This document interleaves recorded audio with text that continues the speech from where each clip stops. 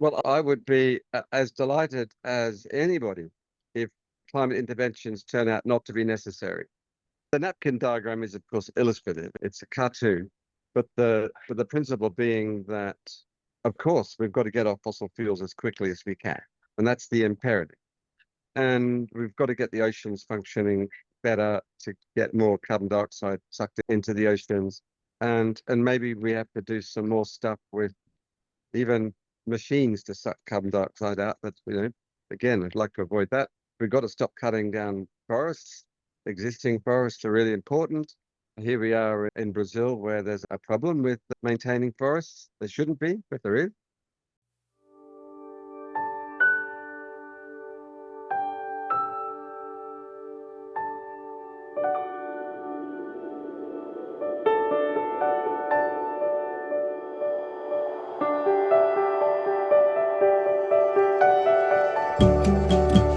Hello, everyone, and welcome to another edition of the Climate Emergency Forum. This is roughly, or maybe exactly, our 265th program. This continues a number of programs we've been filming over the past couple of weeks, where we have talked directly with people attending COP30 in Belém, Brazil, which is, as most of you know, the opportunity for the climate cognoscente from all over the world to come together to trade ideas, to develop policy, to develop how financing occurs, and a whole range of other issues. And we're getting towards the end of the 2 weeks as we film this today. And we're fortunate to have two guests with us who really have been incredibly busy and productive at the COPs. I've seen them and followed them on social media and in real life. Let me say, I'm Herb Simmons. I am the author of A Climate Vocabulary of the Future, and I'll be your host and moderator today. With us, as always, are our two regular panelists, Paul Beckwith, a climate systems scientist from Ottawa, Canada, who has a very popular and prolific YouTube channel that covers every aspect of the climate crisis. Dr. Peter Carter from British Columbia, retired medical doctor, a former IPCC expert reviewer, and the founder of the Climate Emergency Institute. We'll be diving into a topic that is barely surfaced at recent COPs, but is rapidly becoming both necessary and unavoidable, and that's the potential role of large-scale climate interventions, deliberate planetary or regional scale efforts to cool the Earth and reduce climate impacts when emission cuts alone are no longer enough. These approaches, often grouped under solar radiation management or more broadly climate repair strategies, remain deeply and profoundly controversial. For some, they represent a dangerous distraction from justice-centered solutions, and they risk entrenching inequality. For others, responsibly researched and governed interventions may be, and in fact must be, an essential component to justice, buying precious time for the most vulnerable communities. And as I said, we have two guests remarkably well qualified to talk with each other and with us about this very issue. And obviously, in 30 or 40 minutes, we're just going to be able to scratch the surface, but it's a really important surface to scratch. So first, let me introduce Hugh Hunt, the Deputy Director of the Center for Climate Repair at the University of Cambridge. Hugh is a professor of engineering dynamics and vibration, the former lead engineer on the landmark SPICE, the Spice Stratospheric Aerosol Project, and a passionate advocate for rigorous, transparent research into refreezing the Arctic and other repair techniques. I had the privilege and great fun participating in the outstanding conference, Hugh, that you, your colleague Sean Fitzgerald, who we had on last week, and your wonderful team organized in Cambridge this past June that focused on how we can best protect the planet's polar regions. Our second guest is Raya Salter, an attorney, an energy policy expert, and a leading voice in the climate justice movement. Raya, you founded the Energy Justice Law and Policy Center. You served on the New York State Climate Action Council, and you're co-editor of the book Energy Justice, U.S. and International Perspectives. You're also deeply involved with our sister channel, Facing Future, and you have been a powerful advocate for centering marginalized communities in any discussion of climate solutions. So with that introduction, let's dive in. Hugh, let's start with the basics. Could you take just a couple minutes to briefly explain what climate intervention or climate repair means and what the center at Cambridge that you're the deputy director of is beginning to do? And I know you're doing lots of different projects, but just a brief sort of big picture overview. Thank you very much, Herb. Last June, it was great to have you here. I'm going to begin with a thing called the napkin diagram. I'm going to hold it up. This is high technology here. It's called the napkin diagram because back in 2010, a guy called John Shepherd at the Asilomar conference on geoengineering, famously in a bar somewhere, scribbled this diagram on a napkin. So I thought, well, I'll scribble this one out. Did this one yesterday. Broadly speaking, it's got time on the horizontal axis in hundreds of years and temperature up here. The first thing really to say is this problem is not going to be fixed by 2050 or by 2100. We've got, unless we're remarkably fortunate, this is going to play out over quite a while. Business as usual, BAU, is pretty much where we're heading if we don't make meaningful changes to our fuel burning strategy. If this COP30 here does what it meant to do, with any luck, we will successfully have serious emissions reductions. That'd be great. And we will successfully get carbon dioxide removal, which will be great. But these things aren't going to happen overnight. They're going to be happening over the next decades. The curve is only going to start coming down once we've really got the technologies firing and got the oceans back in good health to suck out CO2 and so on and so forth. So it means that we're left with this zone underneath this orange curve, the overshoot, as it's sometimes called, that, we still might get 3 or 4 degrees warming, even if we do everything right. That leaves us with this need to do some kind of climate intervention, which marked there as SRM, solar radiation modification. The broad principle there is that if we can reflect sunlight, then we can help to cool the planet. About 30% of the sun's incoming radiation is reflected back into space because of clouds and stuff in the atmosphere. If we can increase that to 31%, let's say, it's every chance that we can get a degree or two of cooling.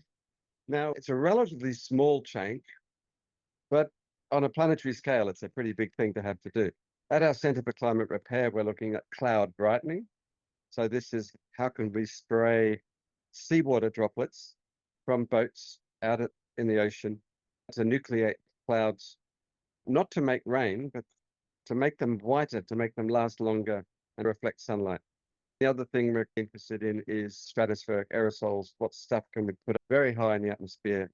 Back in 1991, there was an eruption of Mount Pinatubo in the Philippines, and this put maybe 30 million tons of sulfur dioxide. This is what volcanoes do. It might sound like a lot of stuff, but volcanoes are pretty seriously effective at putting lots of stuff up in the atmosphere. And that amount of stuff caused cooling globally of maybe a degree over a period of the best part of a year.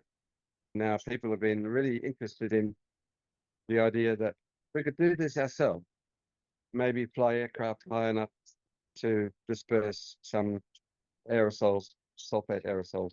But anyway, there we go. That's the kind of thing you're after there, Herb. Yeah, I think that gives people a flavor of what the issue is and a little bit about what the center is doing.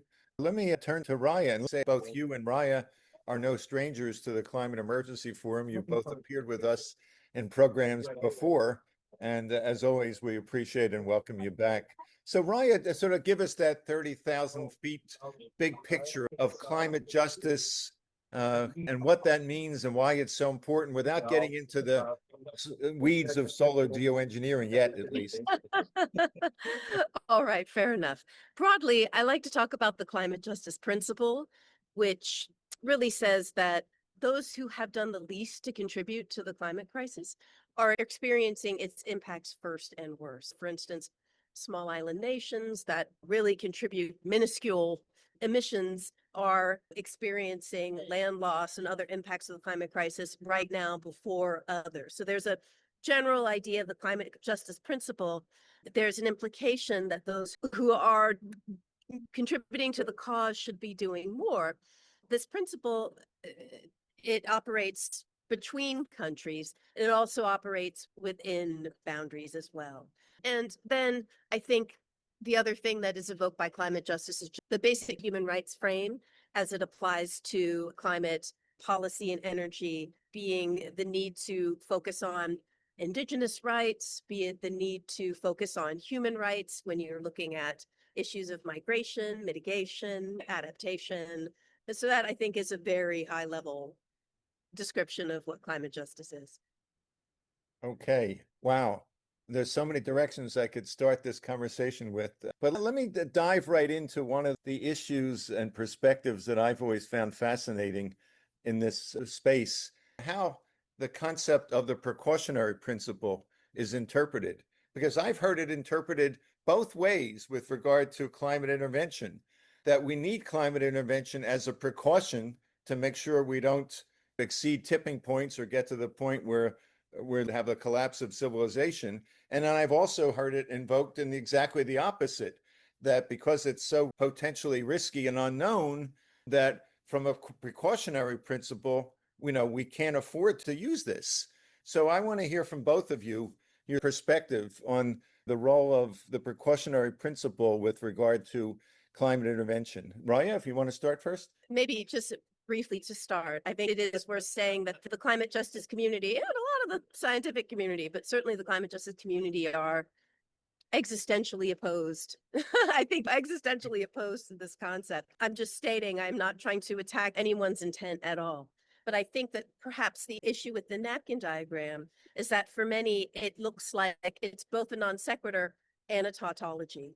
So a non sequitur in that the fact that business as usual along pathways are very well understood and analyzed, things like emissions and what clean energy can do. The fact that we know we're in danger does not speak to the need for this particular intervention. It's a non sequitur, but also a bit of a tautology. It's like, we know this intervention can solve all our problems, yet we don't really know a lot about this intervention and what it means at scale. And I think that, to your point about the precautionary principle, it's the idea of the scale needed and all the ethics questions and unintended consequences, which make it feel existentially something to be afraid of and not the answer to the need for interventions. That's a 1,000-foot perspective, I think, that a lot of one corner holds. I think it's accurate to say.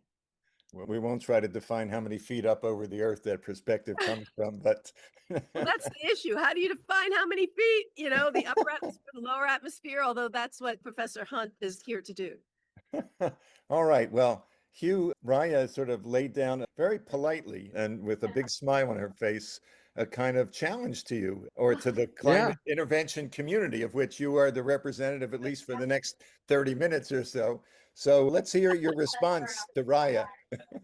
Well, I would be as delighted as anybody if climate interventions turn out not to be necessary. The napkin diagram is, of course, illustrative. It's a cartoon, but the principle being that, of course, we've got to get off fossil fuels as quickly as we can, and that's the imperative.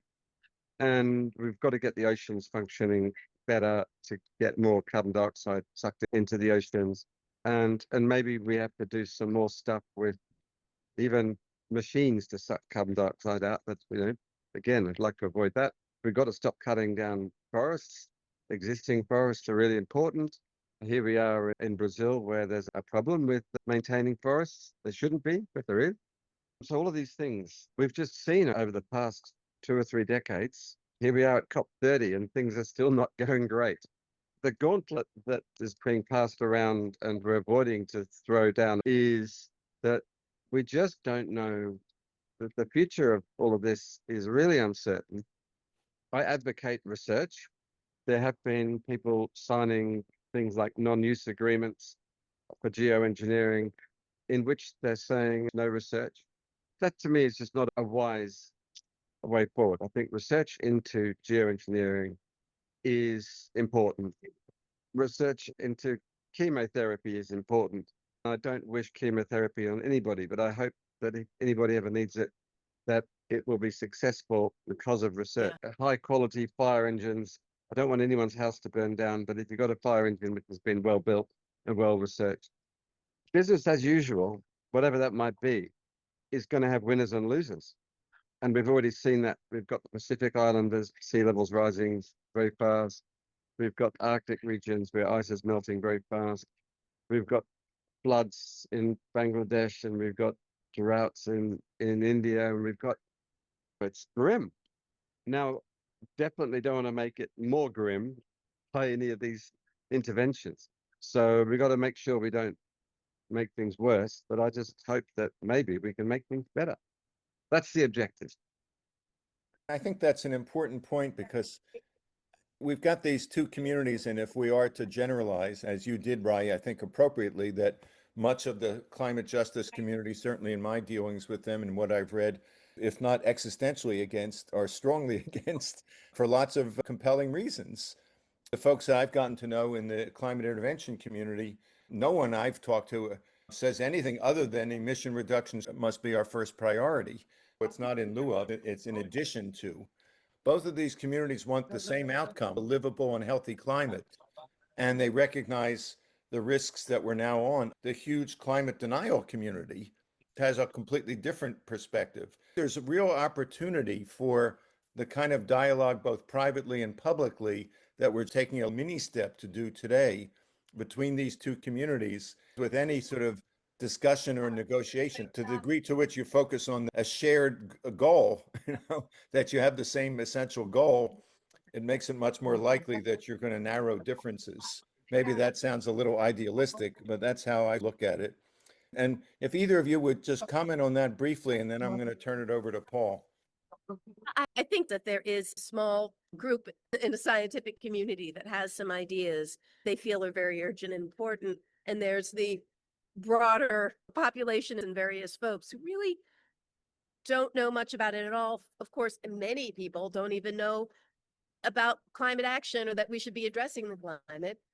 And then you do have some informed communities that are just really, really skeptical. I feel like that's where we are right now. I think the popular feeling needs a lot of discussion because popular feeling sees it at the level of sci-fi.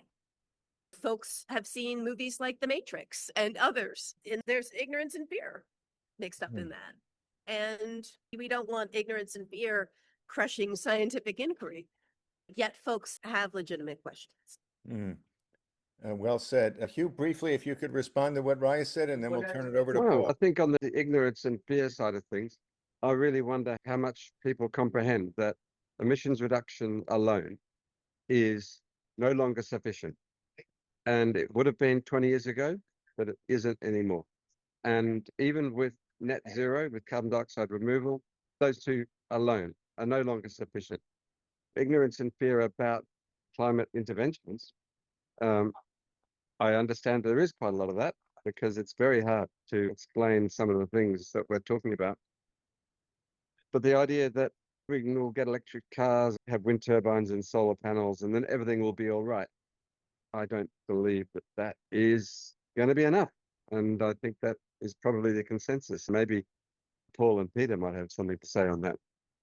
I think we have a good understanding of current emissions and the current emissions reduction strategies, the EVs, solar power, etc. And so I just urge folks to, this is the non sequitur argument, like, because we need urgent intervention, I am interested to hear why this intervention. If we could for a moment, move aside the fact that we know that we're having issues with frankly, a fossil fuel industry that is not going to give up, that's sitting here at this COP, and focus on what it is that you are proposing. All right, let's turn it to Paul. We'll give you a chance to take a little breather, a break from responding to comments and questions. Paul, the floor is yours. Yeah, I just want to start by posing a scenario.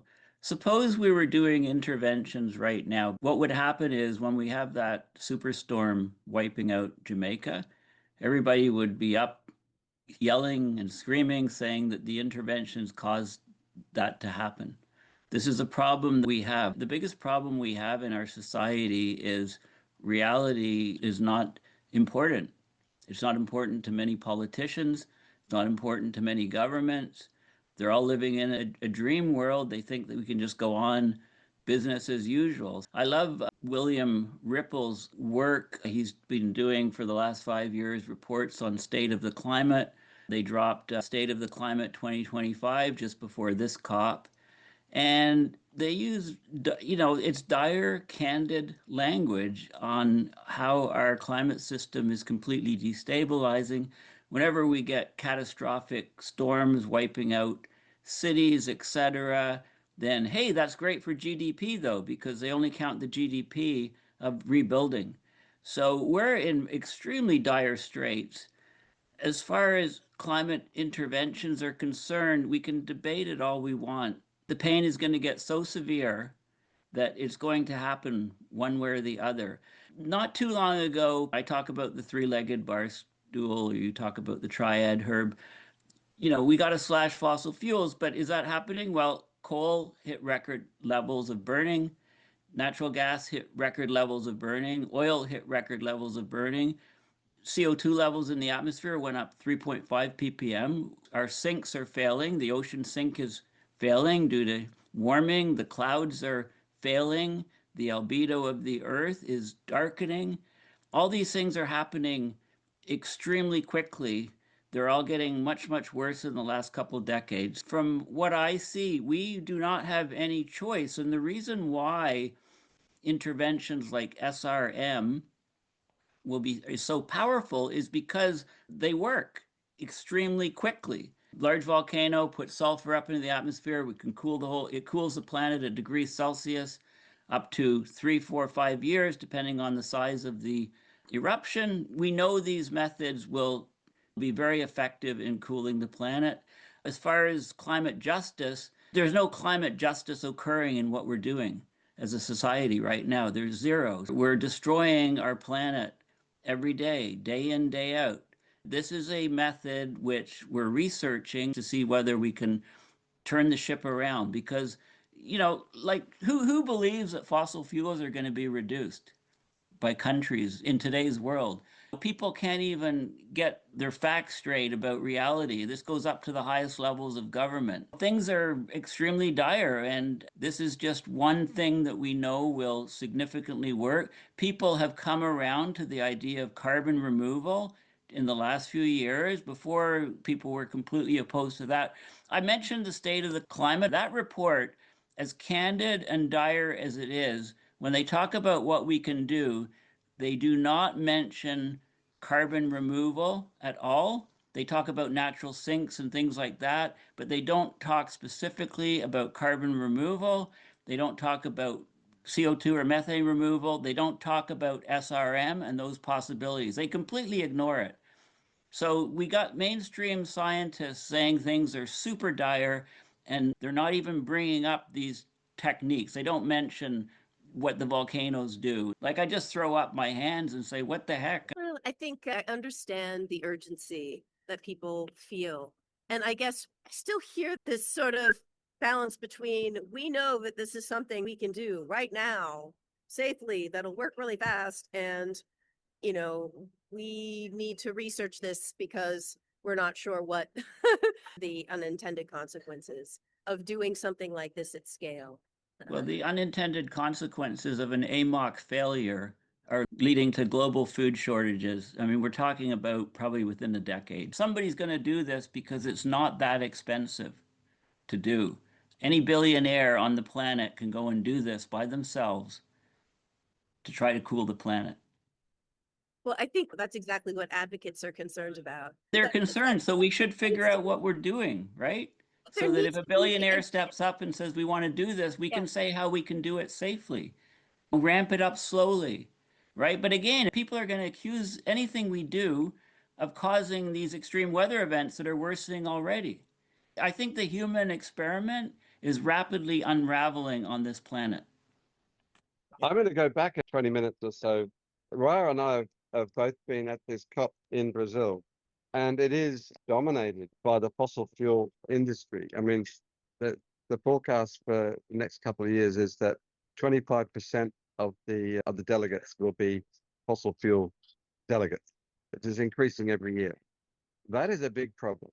If we start talking about climate interventions, SRM and stuff like that here at COP, I would be very worried because I'm sure the fossil fuel lobbyists would jump on this and say, hey, this is great.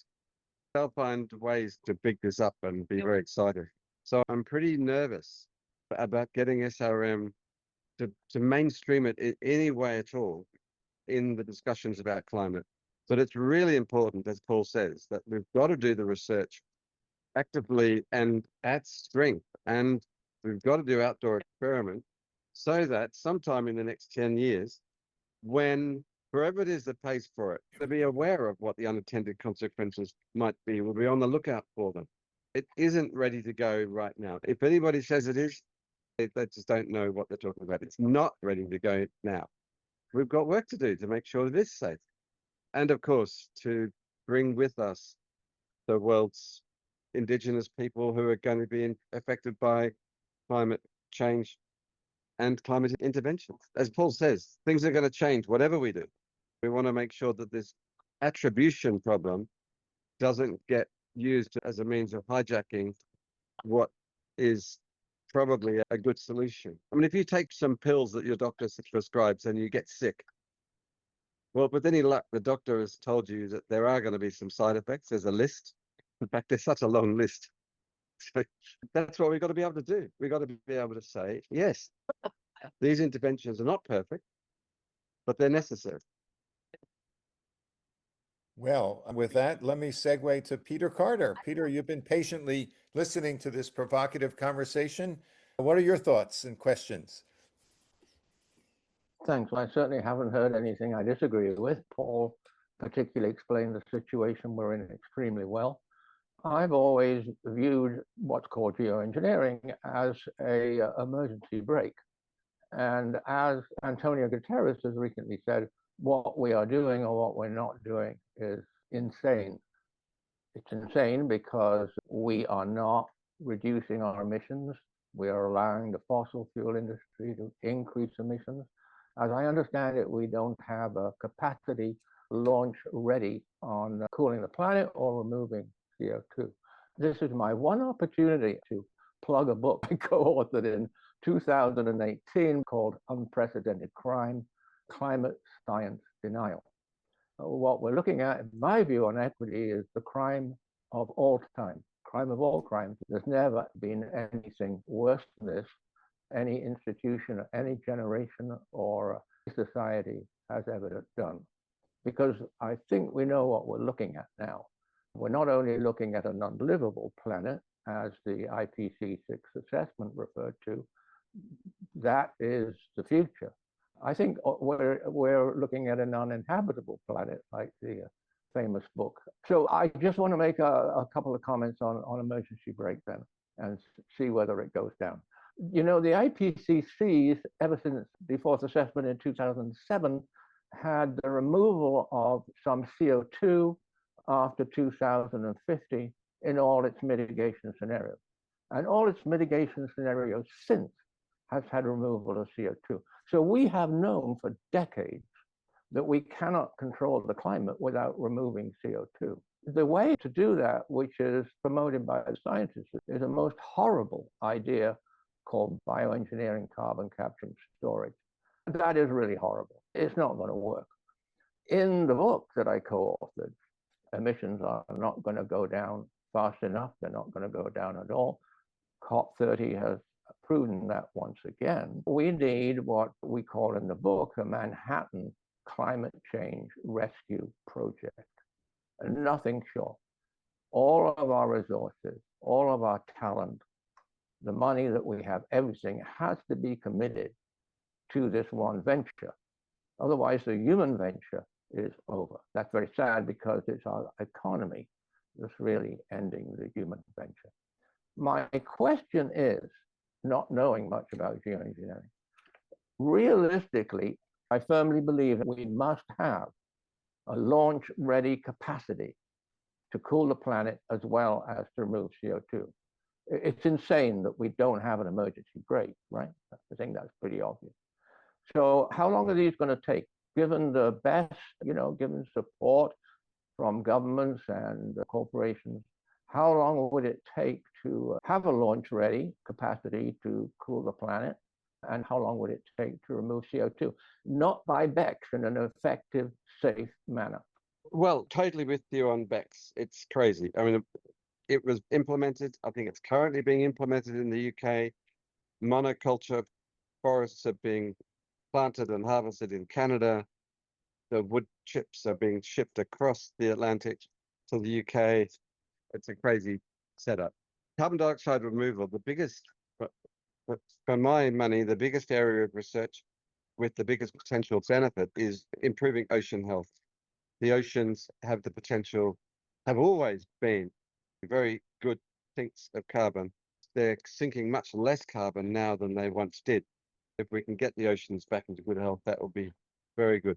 And then that can be done pretty quickly because the oceans respond very quickly. Planting trees is a slow process, takes a lot of land. We certainly got to stop cutting down trees. That's just daft that we're cutting down ancient forests, ancient trees.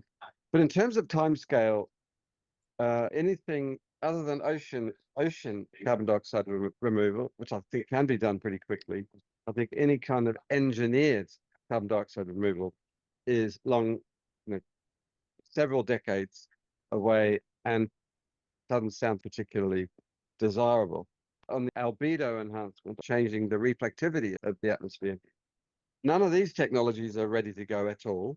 There's some wonderful work by Wake Smith, an ex-aviation engineer, and he's just very plainly says, if you want to develop aircraft that's going to deliver stuff to the stratosphere, the aviation industry is very conservative. They don't like crashes. They don't like things to be done recklessly. We're going to need a fleet of 10,000 Boeing 747 style planes flying up to heights of 15, 20 kilometers several times a day. They're not going to be ready for a decade or two to come. And that's even if we start now. So Peter, your question about the time scale, we are a couple of decades away for any meaningful deployment of either carbon dioxide removal or SRM. As Herb and Paul have both said, we ain't got 20 years. So the Manhattan Project analogy, we've really got to work so hard on getting off fossil fuels. We've got to work hard to get the health of the oceans going. And with any luck, if we do those two things, we won't need SRM, which would be a delight. I want to give an opportunity for some final comments from Hugh and Raya. Raya, first, any response you want to make to anything that Hugh or Peter or Paul said, and then after that, put your realistic, optimistic hat on, the part that stays tethered to reality, but also looks at the brightest side. And let's say we're meeting again in 10 years. Hopefully we'll meet often before then, but it's 2035 and we're in the COP in wherever in the world that may be, who knows? And you're looking back on this past 10 years. What's the best scenario for where we might be or where we need to be and where we actually could be in 2035? I think my best response is I really urge folks to that piece about the non sequitur that I mentioned before. The fact that there is an urgent problem and it feels like there's an emergency and we got to do something. We need to get beyond that argument to what it is. Like, I encourage folks to dig into the how a little bit as opposed to the why. The other piece about climate justice is that intergenerational piece. So when we hear folks saying, I think I should decide this about the oceans, about the atmosphere, that causes real fear and doubt in folks. It's sort of like, how dare you feel that folks of a certain age right now should be making that decision for future generations. And so I don't mean that to be accusatory. I really say it because I think this is what a lot of folks feel. This is what folks who are in love with the technology and the idea of a technological solution really need to grapple with the answer to. And the part about where are we in terms of, what is the optimistic in 20 years? What I focus on is, again, the youth. We need a change in our political leadership and our leaders. I was just listening to a panel yesterday of someone who was an architect of the Kyoto Protocol, who was like, have I wasted my life over this past 30 years? What do we need? We need a change in political leaders, and we need the young people to pick up this mantle so that we can, there's nothing complicated in terms of what needs to stop and who's at issue here. We need to stop them, and that should be the focus. Positive thing is that we have new leadership led by the next generation that wants to save themselves. One of the things that I'm really pleased about is that we have a team of researchers in our Centre for Climate Repair, young people, who are working on the projects that we're working on, marine cloud brightening in particular. I think they do see that it's work that needs to be done. And when you speak to them, it's very heartening that the next generation is on board with doing the right thing with geoengineering. Where do you stand if we were in 2035 meeting and you said we were successful this past decade? What might that look like to you, Hugh? I'm pretty sure we will be using marine cloud brightening fairly broadly, because I think that it will be, as is currently the case in the Great Barrier Reef, it is reckoned to be an effective regional intervention to try to cool the waters around the Great Barrier Reef to prevent coral bleaching. And I'm pretty sure it'll be a useful intervention in the Arctic to keep ice over the summer in regions where the local people need the ice to be kept there over the summer. But that's not going to do much for global cooling. I think we won't have got very far on a global cooling front. I hope the research will have carried on and we'll be closer to the position where we could do this now. I hope that we will be closer to the position where, if we needed to, that we could, because I would be very sad if we were to get to a 4, 5, 6 degree warming world without having tried climate interventions. Let me thank both of you. I'm not sure that we heard a kumbaya moment today. Okay, I just got a couple of things to say. The first thing is carbon sinks have been mentioned. Our carbon sinks are failing. The science is now definite on that. The Global Carbon Project, their carbon budget that's just been released, estimates that over the past 10 years, the land carbon sink, that's the forest, have weakened 23% in 10 years. And the oceans, the carbon sink has weakened 7%. Now, my point, I suppose, in stressing that is that we should be absolutely terrified of that. We should not avoid explaining it to people and scaring them. We don't have the technology to do what we need to do. So we have to invent actually new technology as well as the massively improved technology we've got. The Manhattan Project, at least, is the best example of starting with next to nothing and with all the brains together, all the resources, doing the impossible. So I'm proposing we do the impossible, which will save some part of the future. I'd just like to do a little reality check here. The president of the US is not at this climate conference. He's called climate change one of the biggest hoaxes that humankind has been facing, without a shred of evidence to that. Instead of being at the climate conference, he's had a meeting with the head of Saudi Arabia and the heads of all of the high-tech companies, including companies like NVIDIA and Palantir and other companies. So all of the tech bros, including the top investment bankers in the US, are also at this meeting, trying to seek favor with the government of the US, the present government, in order to get more funding, more money, more power and control over digital space, over news media, over everything else. This is the reality. This just happened in the last few days as COP is winding down. So we need new leaders. We need new like we can say this until we run out of oxygen. It's not happening. Everything is heading in the wrong direction. And these powerful people have been meeting this week to talk about how to divide up the world and produce more fossil fuels. And there's actually more delegates, more lobbyists at COP for the fossil fuel company than any other country except for Brazil. Right? I mean, the numbers are setting records. So everything is going in the wrong direction. This reality is not going out to all of the people because the news media is controlled by these very same people. So this is just a reality check on where we are. So talk Okay. about equity or morality, let alone climate justice, but justice, right? This is a situation. So, as we said at the beginning, we're just scratching the surface of a very heated topic, but a critically important one. And I hope that Raya and Hugh and your friends and colleagues will come back and continue this conversation with us. On behalf of Paul and Peter and Charles and Heidi, again, thanks to the two of you. We hope you have a productive and useful last couple days at the conference. For those of you who are watching this, please like this program and leave us your comments. Go to our website, theclimateemergencyforum.org, subscribe to our channel, leave us any ideas for future programs. And please, if you see that round button that says donate, we could use your help and need your help. We look forward to seeing you next week. Raya, thank you so much. Enjoy the rest of your stay, and thanks everybody else. We'll see you next week. Bye.